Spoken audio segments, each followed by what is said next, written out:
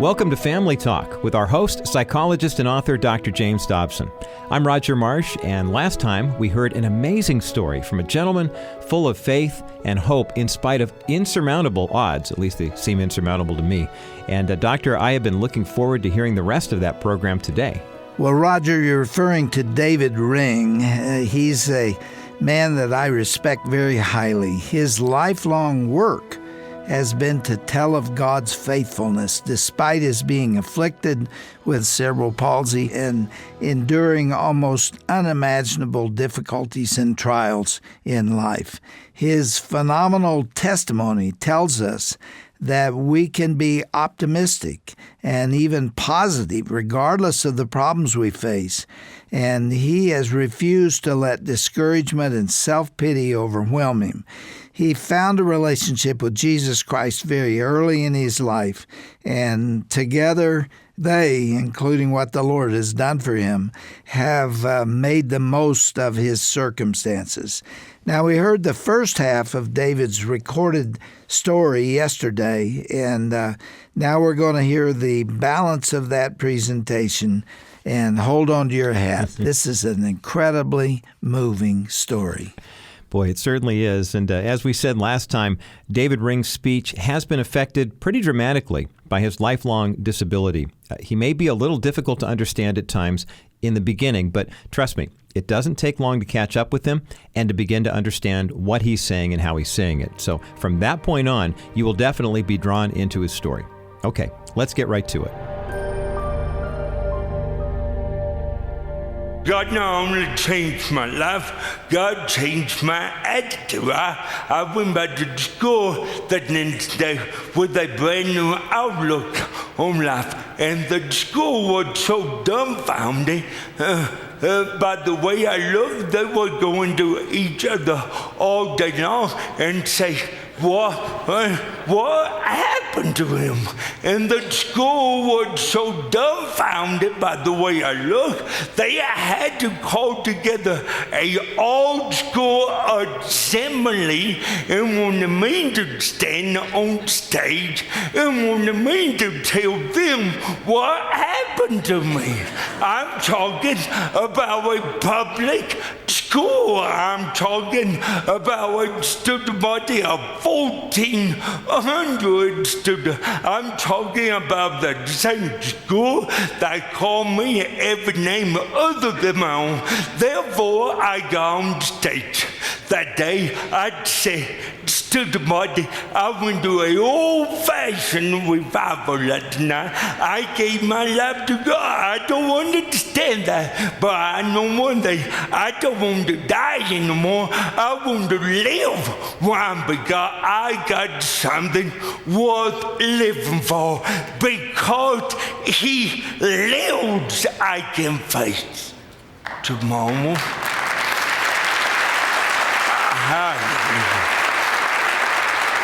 And you know what they did? They voted me to be the most popular boy in that student body.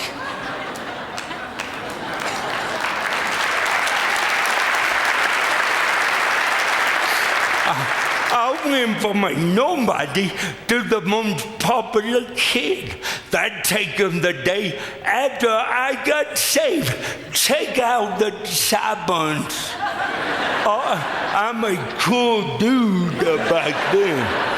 But they voted me to be Minister School Spirit. They voted me to be the vice president of my class. I even beat out a good-looking cheerleader. And I got the yearbook to prove it. I'm the only 54-year-old man you know that been out of school for over 36 years that still got the yearbook on the coffee table. They want to put it up in the attic. I'd say, no, leave it on the coffee table. I'm come all the way through the year, but leave it on the cover table. They voted me to be the football, basketball, and track manager of the year. Don't that blow your mind? It blows my mind. I stand amazed in the presence of Jesus.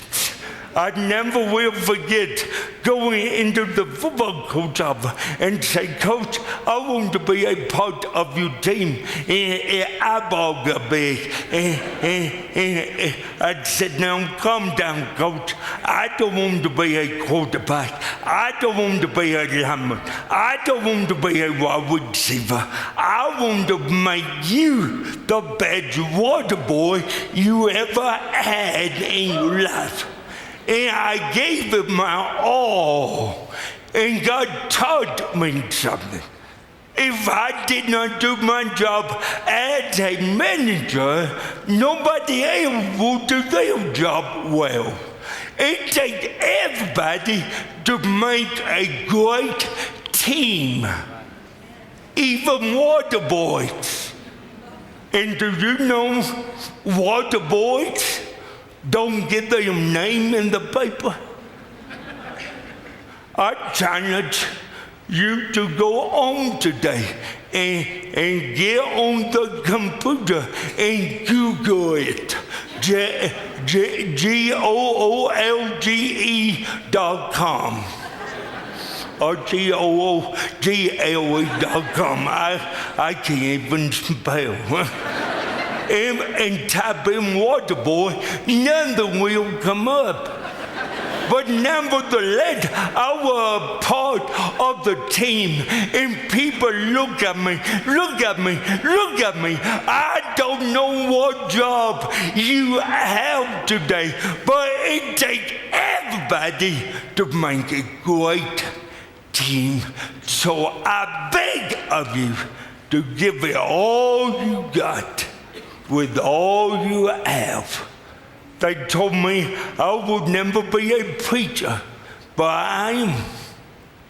I'm preaching my guts out. I am. 1971, God called me to preach, lay in bed one night, minding my own business. And God said, David, I want you to preach. I said, oh me, Lord, I can preach, Lord. I talk funny, Lord. People can understand me, Lord. I out cerebral palsy. Can you imagine me telling God, I out cerebral palsy? I got funny feeling, and God said, really? You got to be kidding. Tell me something I don't know, big boy. I'd say, God, if you want me to preach, take a second look and then call me. He took that second look and he called me to do the toughest thing for me to do, is to form words in my mouth. But my friend, look at me. The devil meaning for evil, but God meaning for good. The devil say, it's over, boy. But God said, no, it's not over. It's only the beginning. I'm going to take the foolish things in life and confound the wise. God took my greatest liability in life and made my greatest asset in life. Now look at me. Little is much when God is in it. Don't ever judge a book by its cover. I out cerebral palsy. Now watch your problem. Why are you crying the blood? Why are you down in the dump? Why do you want to quit? Why do you want to go in the town? What are you doing for the kingdom of God today? They told me I would never make it in evangelism. 1973, God called me into evangelism, and preachers told me I will never make it. I only been doing it over 35 years. I may not make it. They told me, David, you won't get enough invitation to shake and stick at. But last year alone, I received over 200 invitations. I love that ad on me that came out a month after I surrendered into evangelism. I may not get my name in the paper being a water boy for a football team, but I got my name in the paper being a water boy for Jesus. I'm a water boy for Jesus, and I'm not giving H2O, I'm giving living water. That ad remind me I'm still doing what I promised God. I've been faithful, and thank God.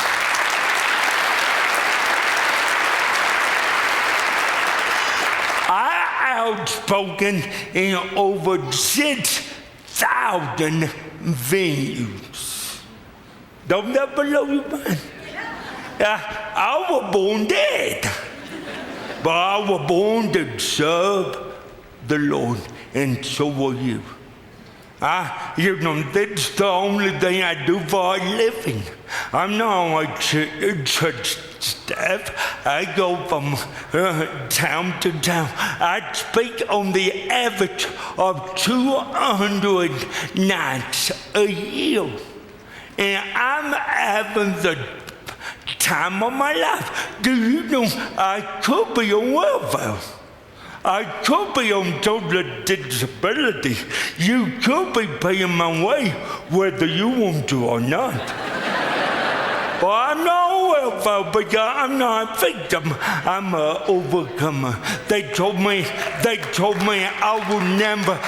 would never finish college, but I did. I crammed 4 years of college into 5.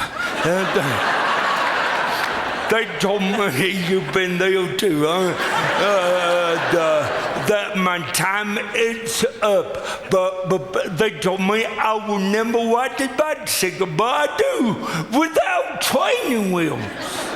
They told me I will never find a wife. My own family told me that. They said, David, don't even look for a wife. Why not? No woman will love you. Why not? You're not good enough. Don't even look for a wife. You won't ever find a wife. But now, September 5th, 1981, I stood at a church in First Baptist Church in St. Charles, and I looked back at the double door, and all of a sudden, the double door flew open wide, and I saw a beautiful bride in a white gown coming to me. I mean, she was a knockout. My body, might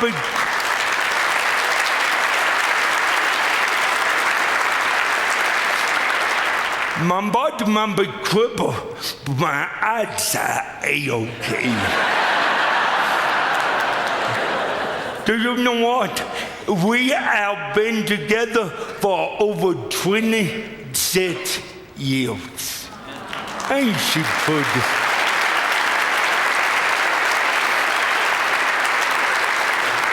I thank God every day for her. I don't deserve that. I don't deserve her, but thank God, only by the grace of God, God put us together. And they told me I would never be a daddy, but I am not once, but full time. Pretty good, huh?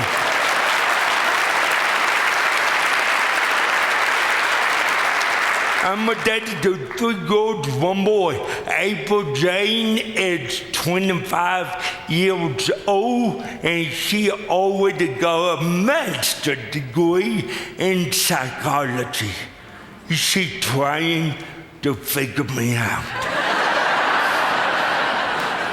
She going to blow my cover. But that man next to her been married to my daughter for 18 months now, and he quit.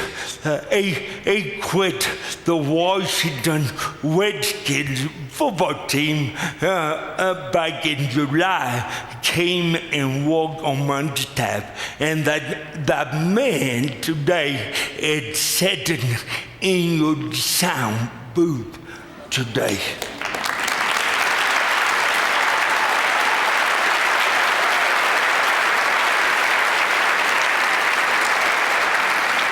I got our second daughter, Ashley Dawn. She's 22-year-old, looks just like her mama. Thank God. She graduated from college with a 3.7 GPA. April only got a 4.0 GPA. Both of them have daddy brains. Because I don't have any. Somebody got mine. Somebody got your looks. You don't have any. You're welcome. Nathan, my boy, my only boy, thank God. He is 19-year-old. He is a sophomore at Auburn University in Auburn, Alabama, and I'm so proud of him. But even because God is working overtime on that young man in a good way. Amy Joy, the baby of the family, ain't she pretty? Amy Joy, the baby of the family, she's 17 years old, and she finally money in the 12th grade, only by the grace of God. Are we on the same page? Amy either going to put me in the grave or in a mental institution. I thought cerebral palsy was tough until Amy Joy came along. People come up to me and say, David, are your children normal? Sometimes I think they abnormal. Amy Joy and I were talking the other day, and she got louder, I got louder, she got louder. I frustrated her so much. One day she put her hand on her hip. She said, well, Dad, I did not ask to be born. I'd say, yeah, you bet, thank God. Because if you did ask to be born, I would say no.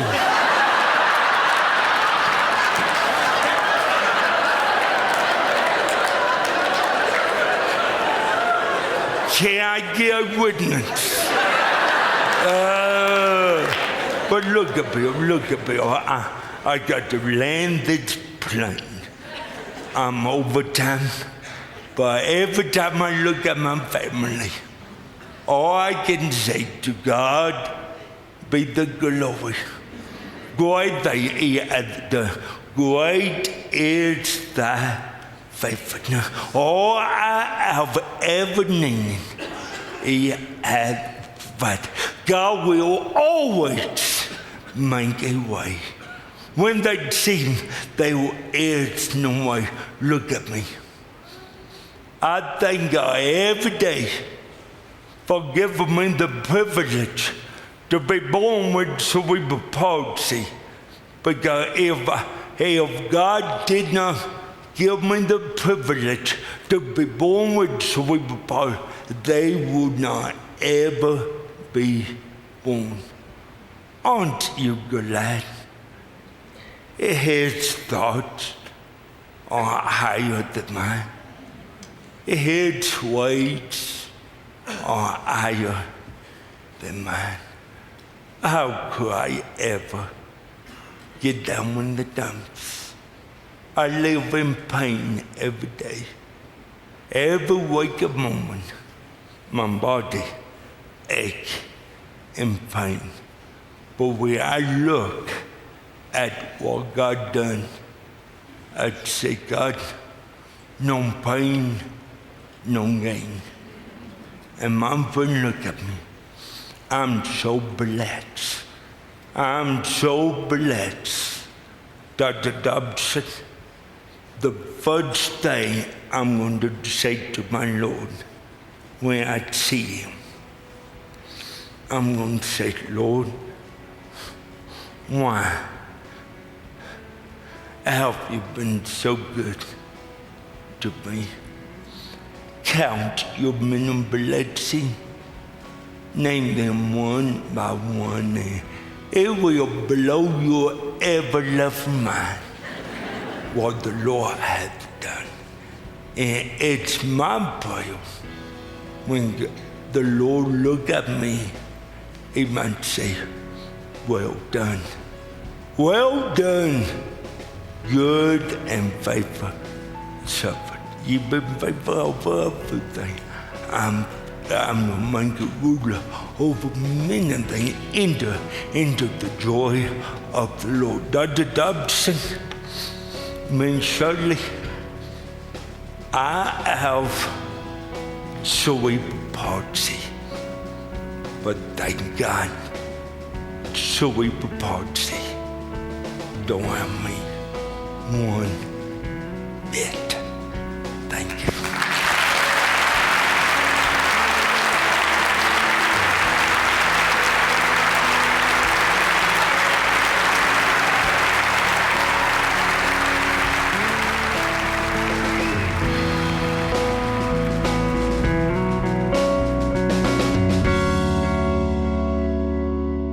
Oh, my, what an unforgettable message from David Ring here on this Family Talk broadcast. You know, you can hear the passion and the emotion in his voice. And Dr. Dobson, his story just really cuts to the heart.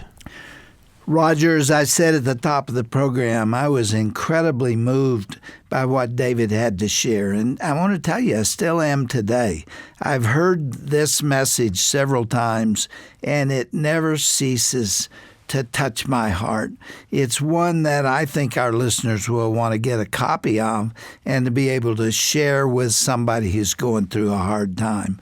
We didn't want to cut a single minute from this message, and we're right down to the end of the second broadcast now. But you know what? There is more, because on that day, which occurred right before Thanksgiving in a chapel service. And there was a large number of people there that day. And after we had heard David give this message, I walked up on the platform and I invited David to come back, and I interviewed him. And the two of us talked there together, and we're going to let our listeners hear tomorrow the things that we said to each other. There's also another surprise on that program that you'll hear tomorrow. So you be with us tomorrow. You will not regret joining us on that day. Well, I know I, for one, Dr. Dobson, can't wait to hear David again, and I'm sure many of our listeners would say the same, and especially with that special surprise. So that's the teaser, if you will, for the next edition of Family Talk coming up tomorrow. Now, before we sign off, let me share our most important offer ever. This one has eternal consequences. I can't help but think that there's someone listening to us right now that is really aching for the peace and the joy that David Ring has. In spite of his disability, he has that eternal peace and perspective that only Christ can give. If that is your situation right now, and you want to learn more about Jesus Christ, please give us a call here at Family Talk at 877-732-6825. You can call anytime. We would love to answer your questions or share how you can become a Christian. Now, the number again is 877-732-6825, and please note you can call us anytime. Thank you for joining us. Be sure to join us again next time for that special interview Dr. Dobson just mentioned between Dr. James Dobson and David Ring. That's coming up next time on Family Talk.